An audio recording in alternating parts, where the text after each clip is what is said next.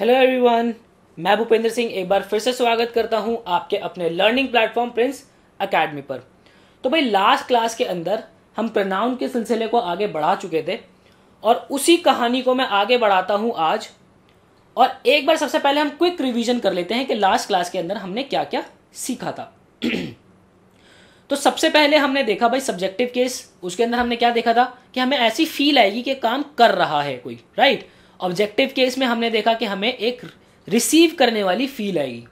फिर उसके बाद हमने देखा कि इसकी हमने ट्रिक देखी कि भाई वर्ब से पहले हमेशा नॉमिनेटिव केस आता है और वर्ब के बाद हमेशा ऑब्जेक्टिव केस आता है। फिर उसके बाद हमने देखा कि कुछ वर्ड्स होते हैं हमारे like let, like, between, but, except, ये कुछ ऐसे वर्ड्स होते हैं जिनके अंदर हम ऑब्जेक्टिव केस यूज करते हैं, राइट। उसके बाद हमने देखा पोजेसिव एडजेक्टिव और पोजेसिव प्रोनाउन हम कहाँ कैसे लगा सकते हैं, उसको हमने एक ट्रिक के रूप में अच्छे से जाना। फिर उसके बाद मैंने आपसे रिफ्लेक्सिव प्रोनाउंस की बात कही, जिसके अंदर हमने देखा कि रिफ्लेक्सिव प्रोनाउंस सब्जेक्ट को वापस से ही रिफ्लेक्ट करते हैं, वापस से रेफर करते हैं, राइट। और फिर हमने देखा कि कुछ वर्ड्स हमारे ऐसे होते हैं जिनके साथ रिफ्लेक्सिव प्रोनाउन आता ही आता है। क्लियर है भाई। आज वाली क्लास के अंदर, आज वाले सेशन के अंदर मैं आपसे बात करूंगा रिलेटिव प्रोनाउन की, ठीक है। बढ़िया से हेडिंग लगा लीजिए भाई आप लोग।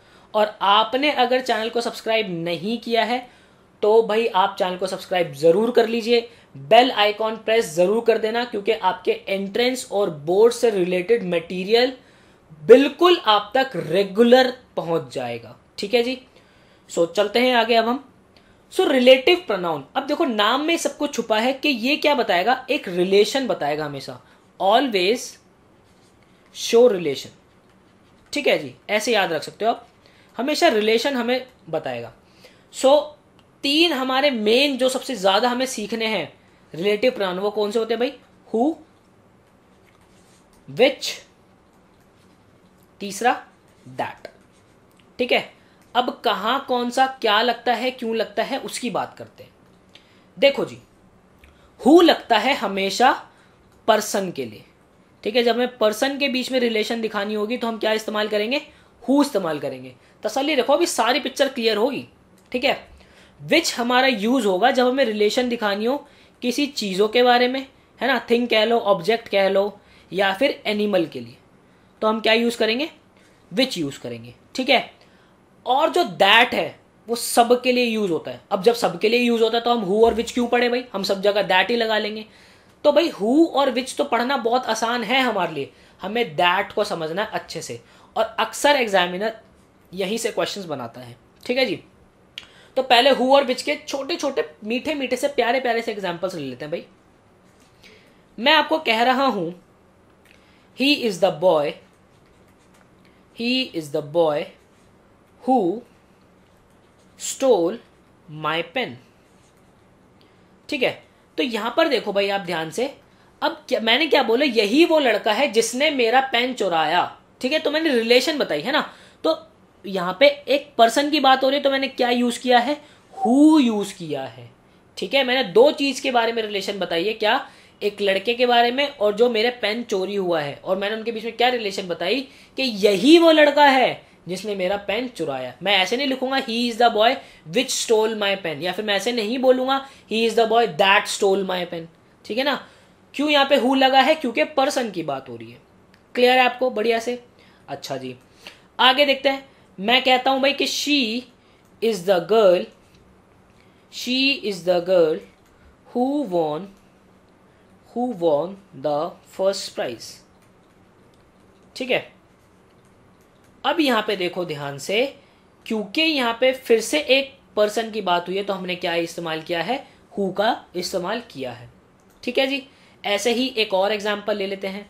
मैं आपसे कह दूं this is the dog, this is the dog which bit her, ठीक है। अब ये बिट हर भाई, बाइट, बिट, बिटन, याद है ना आपको वर्ब, ठीक है। तो यहां पर देखो, यहां पे क्योंकि एनिमल की बात है इसलिए मैंने यहां पे विच का इस्तेमाल किया है, ठीक है। अब मैं आपसे आगे बात करता हूं कि भैया जी दैट का क्या केस है। दैट आपने बता दिया कि सब में लगेगा, पर कैसे लगेगा, कहां लगेगा। तो दैट के लिए ये हमारा रूल नंबर 6 है भाई। हमें एक ट्रिक सीखनी है, वो ट्रिक क्या है भाई हमारी? सोना सेम। ये हमारी ट्रिक है भाई, सोना सेम। क्या है हमारी सोना सेम? SONA और आएगा हमारा सेम। एस से हमारा क्या मतलब है? एस से हमारा मतलब है भाई सुपरलेटिव डिग्री, ठीक है, सुपरलेटिव डिग्री। और मैं आपको अच्छे से ये जो चीज़ें हैं सुपरलेटिव डिग्री क्या होती है, मैं आपको पहले जो कॉमन मिस्टेक वाली एक वीडियो है उसके अंदर एक्सप्लेन कर चुका हूं। बट ठीक है, अगर आपको नहीं पता तो मैं एक बार फिर से आपको एक्सप्लेन करता हूं। सुपरलेटिव डिग्री क्या होती है? फॉर एग्जाम्पल मैं आपको कह रहा हूं टॉल, टॉलर, टॉलेस्ट, ठीक है। तो ये जो हमारा टॉल हो गया ये होती है हमारी पॉजिटिव डिग्री। कौन सी होती है? Positive degree. टॉलर होती है हमारी कंपैरेटिव डिग्री, ठीक है, और टॉलेस्ट होती है हमारी सुपरलेटिव डिग्री, ठीक है जी। आपको ये चीज़ क्लियर है? और कंपैरेटिव डिग्री हमारी होती है, जैसे कि मोर भी लगाते हैं हम, और टॉलेस्ट जो हमारा सुपरलेटिव डिग्री होती है उसको हम मोस्ट से भी बनाते हैं, ठीक है। जैसे कि he is the most intelligent गाय, है ना। इंटेलिजेंट तो ऐसा कुछ नहीं होता ना, या इंटेलिजेंटर कुछ तो नहीं होता, ऐसा नहीं होता ना। सो मोर इंटेलिजेंट या मोस्ट इंटेलिजेंट हम कहते हैं। सो मोस्ट इंटेलिजेंट हो गया तो वो सुपरलेटिव की बात हो गई, मोर इंटेलिजेंट हो गया तो वो कंपैरेटिव की बात हो गई, ठीक है जी आपको। अच्छा जी, सो मुझे उम्मीद है कि आपको सुपरलेटिव डिग्री तो अभी अच्छे से समझ में आ गई होगी। आगे देखते हैं भाई। तो मैंने बात की जहां भी हमें सुपरलेटिव डिग्री देखने को मिल जाए, हमें ओनली देखने को मिल जाए, हमें नन देखने को मिल जाए, हमें ऑल देखने को मिल जाए और हमें सेम देखने को मिल जाए, ठीक है। और यहां पर सेंस आ रही हो किसकी? सेंस आ रही हो एवरी की, सभी की सेंस आ रही हो, सभी वाली में, सब में से, या ऐसा कुछ सेंस हमें आ रहा हो, तो वहां पे हमें ना ही हु इस्तेमाल करना है, ना ही हमें विच इस्तेमाल करना है, ठीक है। हमें क्या इस्तेमाल करना है? हमें सिर्फ और सिर्फ दैट का इस्तेमाल करना है। क्लियर है भाई? क्या ट्रिक देखी हमने? हमने देखा है कि superlative, only, none, all, same, ऐसी जब भी हमें ये वर्ड्स देखने को मिलेंगे तो हमेशा हमें दैट का इस्तेमाल करना ही करना है। अब एकदम पिक्चर क्लियर होगी जब मैं आपको एग्जाम्पल दूंगा। फॉर एग्जाम्पल मैं आपसे कहता हूं she is the only girl, she is the only girl, ठीक है, she is the only girl who has passed the exam, ठीक है। अब यहां पे बच्चे पता है क्या करते हैं? बच्चे कहते हैं कि सर ये बिल्कुल ठीक है। वो पता है क्या, कुछ नहीं पढ़ते, सेंटेंस पूरा रीड नहीं करते, वहां पे देख लेते हैं गर्ल है, अच्छा पर्सन की बात हो रही है तो हु है, चलो जी ये बिल्कुल ठीक होगा। नहीं, ये गलत है। क्यों गलत है? क्योंकि अभी हमने देखा जब कहीं भी हमें ओनली देखने को मिल जाएगा तो हमें क्या लगाना है? वहां पे दैट लगाना है। तो यहां पे करेक्ट हमारा सेंटेंस क्या बनेगा? एक सेकंड, कहां चला गया हमारा? हमारा करेक्ट सेंटेंस बनेगा भाई, she is the only girl that has passed the exam, ठीक है जी। क्लियर है? अच्छा जी, आगे देखते हैं भाई। मैं कहता हूं there is none in the class, there is none in the class who has passed the exam, ठीक है। तो बताओ भाई क्या ये सेंटेंस ठीक है हमारा? नहीं, ये सेंटेंस हमारा गलत है। क्यों? क्योंकि हमें नन देखने को मिल रहा है और नन के साथ क्या आता है? हमेशा दैट आता है। तो करेक्ट सेंटेंस क्या होगा? There is none in the class that has passed the exam. Clear है आपको ये चीज? बढ़िया से, कोई दिक्कत नहीं है। अच्छा जी, आगे हमारा है रूल नंबर 7। रूल नंबर 7 के अंदर हमने क्या देखना है कि मान लो हमें एक रिलेटिव प्रोनाउन मिल जाए, ठीक है, रिलेटिव प्रोनाउन मिल गया लिखा हुआ, ठीक है, ठीक बात है जी। तो और रिलेटिव प्रोनाउन के आगे जो वर्ब लिखी होगी, अक्सर बच्चों को लगता है कि वो जो है इस रिलेटिव प्रोनाउन के ऊपर डिपेंड करती है, पर ऐसा नहीं होता। वो डिपेंड करती है रिलेटिव प्रोनाउन से पहले जो वर्ड लिखा होता है वो उसके ऊपर डिपेंड करती है। तो ये वर्ब किस पे डिपेंड करेगी? रिलेटिव प्रोनाउन से पहले लिखे हुए वर्ड के ऊपर। क्या बात कर रहा हूं मैं? फॉर एग्जाम्पल मैं कहता हूं कि भाई ही इज द बॉय हु, अब यहां पे मुझे बताना है कि सॉरी हैज होगा, ये हैव होगा, हु डैश लगा लेते हैं अभी, स्टोलन माई पेन, ठीक है। तो यहाँ पे देखो भाई, अब यहाँ पे बच्चों को पता है क्या लगता है कि हु के साथ ही ऐसे हैज आता है सेंस के अकॉर्डिंग, तो चलो ठीक है, यहाँ पर हो सकता है कि ये चीज़ ठीक है, बट यहाँ पे जो हैज आया है ना वो इस वर्ड की वजह से आया है, और यहाँ पे सिंगुलर की बात हो रही है, इसलिए यहाँ पे वर्ब हमेशा हमें सिंगुलर यूज करनी है, ठीक है। तो यहाँ पर अगर मान लो ये ऐसे हो जाता, मैं इसको ऐसे कह देता, दीज आर द बॉयज, ऐसे मान लो, these are the boys who. अब यहाँ पे बच्चे पता है क्या, उनको क्या लगता है, हु हैज। अब क्योंकि हु हैज हमेशा टंग पे रहता है, तो हु हैज कर देते हैं, ऐसा नहीं होगा। These are the boys who have stolen my pen, ठीक है। तो यहाँ पे जो हैव आया किसकी वजह से आया है, इस बॉयज की वजह से आया है, ठीक है, क्योंकि यहाँ पे प्लूरल की बात हो रही है। क्लियर है आपको ये चीज बढ़िया से। तो हमने क्या देखना है कि जो भी हमारी वर्ब होगी वो रिलेटिव प्रोनाउन से पहले जो वर्ड होगा उसके ऊपर डिपेंड करेगी। एक और एग्जांपल ले लेता हूं भाई, मैं कह देता हूं कि this is the girl who, ऐसे कर लेते, वॉज या फिर वर, हु वॉज या फिर were making a noise in the class, ठीक है, इन द क्लास। तो देखो भाई यहाँ पर अब ध्यान से क्या हो जाएगा, हमारा करेक्ट हो जाएगा वॉज। क्यों, क्योंकि यहाँ पे गर्ल की बात हो रही है, तो सिंगुलर बात हो रही है, तो वर्ब भी हमारी सिंगुलर ही आएगी, ठीक है जी, कोई दिक्कत नहीं है। बहुत अच्छा सा रूल है, छोटा सा रूल है ये। आगे देखते हैं भाई, रूल नंबर 8 की तरफ प्रस्थान करते हैं हम।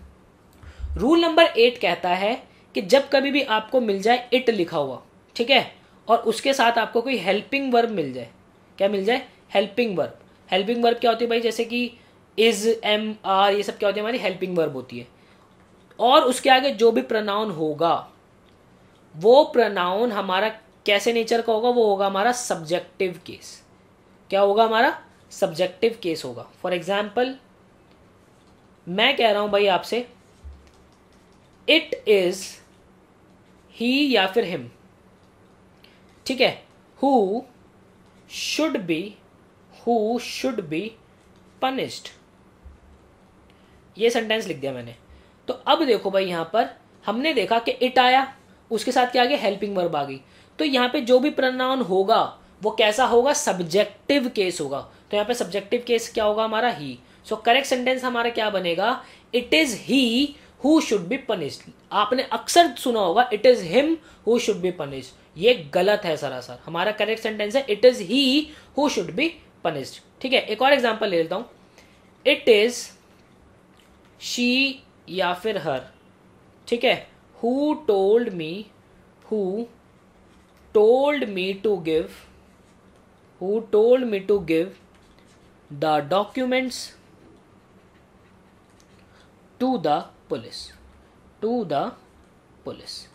तो अब देखो भाई यहां पर ध्यान से, इट आ गया, इज आ गया, तो क्या आएगा, हमारा सब्जेक्टिव केस आएगा। It is she who told me to give the documents to the police. आपने अक्सर ऐसे सुना होगा, इट इज हर सुना होगा आपने, ये गलत है। इन अप्रोचेस को छोड़ दो, ऐसा नहीं करना है, ये अक्सर हम गलतियां करते हैं, ठीक है। नेक्स्ट रूल भाई हमारा रूल नंबर 9। रूल नंबर 9 हमारा कहता है कि मान लो हमारे पास दो सब्जेक्ट है, सब्जेक्ट 1 एंड सब्जेक्ट 2, ठीक है। ये दोनों जो सब्जेक्ट है हमारे कनेक्टेड हो किससे, विद से, अलॉन्ग विद से, ठीक है, टुगेदर विद से,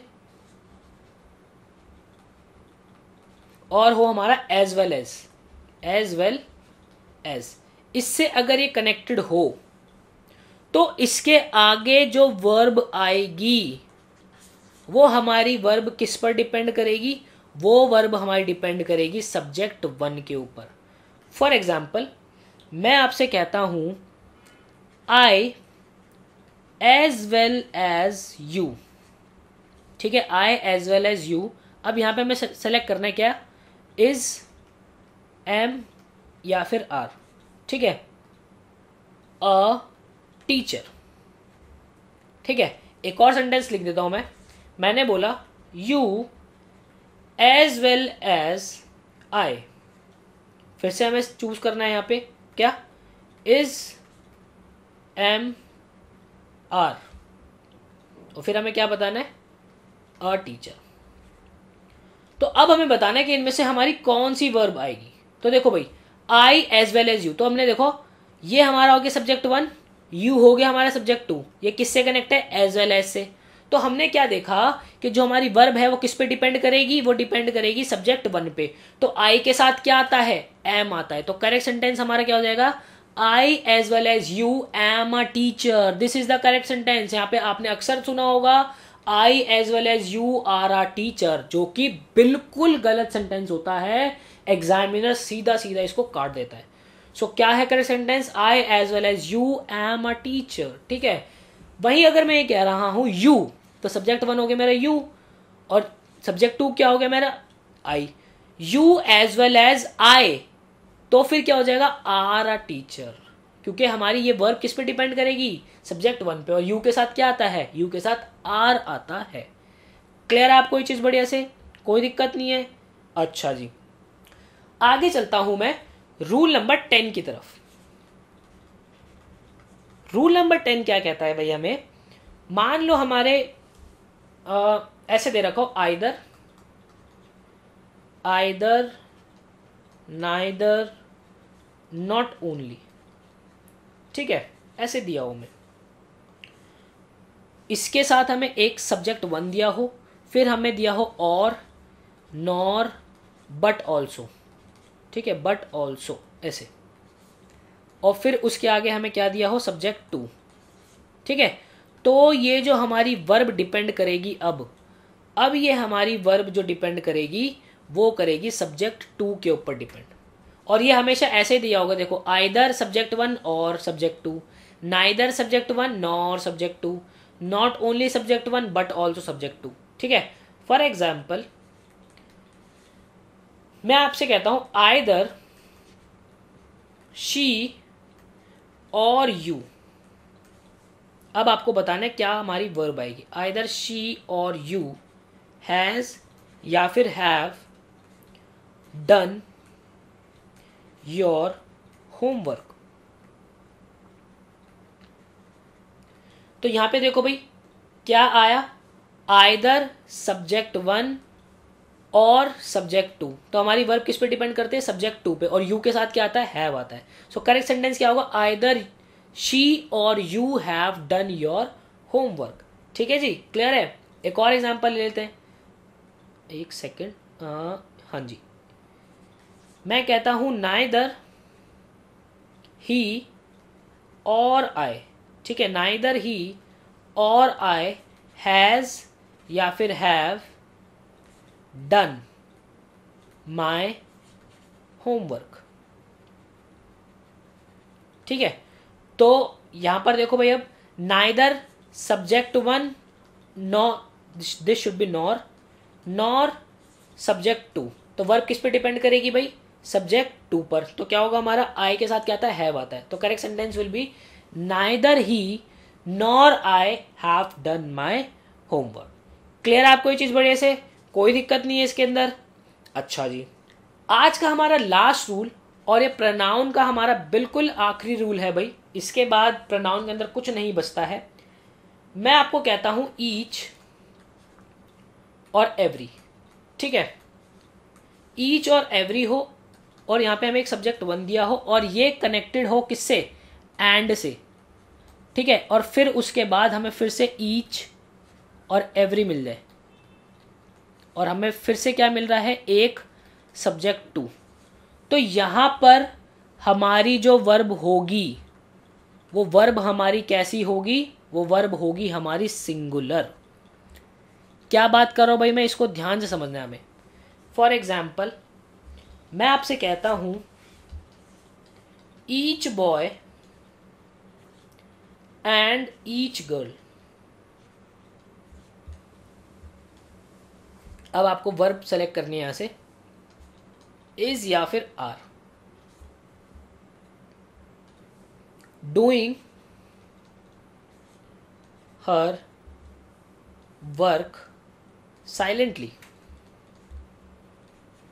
ठीक है, सो देखो ईच सब्जेक्ट 1 हो गया एंड ईच सब्जेक्ट 2। है ना। तो ये देखो each subject 1 and each subject 2, तो वर्ब क्या आएगी हमारी, सिंगुलर आती है। तो हमारा क्या हो जाएगा भाई, ये each boy and each girl is doing her work silently. ऐसे मत करना, each boy and each girl are doing her work silently. क्यों? क्योंकि आपको लगता है कि ईच बॉय और ईच गर्ल है, तो यहाँ पे बहुत सारी मतलब बहुत सारों में से बात हो रही है, तो आप क्या करते हो, वर्ब यहाँ पे प्लूरल की जगह मतलब प्लूरल सेंस करके आर लगा देते हो, जो कि गलत है। ऐसा नहीं करना है हमें, ठीक है। एक और एग्जांपल ले लेता हूं मैं कह देता हूं भाई, every women and every man must know his या फिर हर फंडामेंटल राइट्स।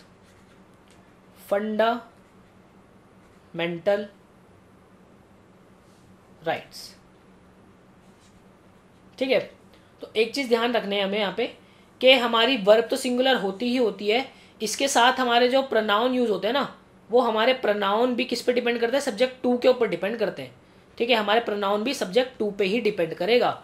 फॉर एग्जाम्पल यहाँ पे देखो, यहाँ पर ये मैंने हर क्यों लगाया है, हर मैंने इसलिए लगाया है क्योंकि ये भी हमारा सब्जेक्ट 2 पे ही डिपेंड करेगा। वरना तो ऐसे भी बोल सकता था मैं, each boy and each girl is doing his work silently. यहाँ पे हर ही क्यों आया, क्योंकि ये हमारा प्रोनाउन भी सब्जेक्ट 2 पे डिपेंड करेगा। अगर यहाँ पे ऐसे होता कि ईच गर्ल यहाँ लिखा होता और ईच बॉय यहाँ लिखा होता, तो यहाँ पर मेरा प्रोनाउन क्या आता, वो आता फिर मेरा हिज। ठीक है जी, क्लियर है आपको यहाँ पे। सो देखो, every women and every man must know. अब देखो यहाँ पे प्रोनाउन बताना है मुझे, तो प्रोनाउन मेरा क्या हो जाएगा भाई, हिज हो जाएगा, क्योंकि ये मेरा डिपेंड करेगा सब्जेक्ट 2 के ऊपर। क्लियर है आपको बढ़िया से। तो भाई मुझे उम्मीद है कि आपने इस सेशन को एंजॉय किया होगा, और चैनल को लाइक एंड सब्सक्राइब करना मत भूलना भाई, क्योंकि आप तक ऐसी ही इंफॉर्मेटिव वीडियो रेगुलर पहुंचने वाली है। सो अभी तक अगर आपने सब्सक्राइब नहीं किया है सो सब्सक्राइब कर लीजिए, और मैं मिलता हूं आपसे आपकी नेक्स्ट वीडियो के अंदर। Till then, bye bye, take care.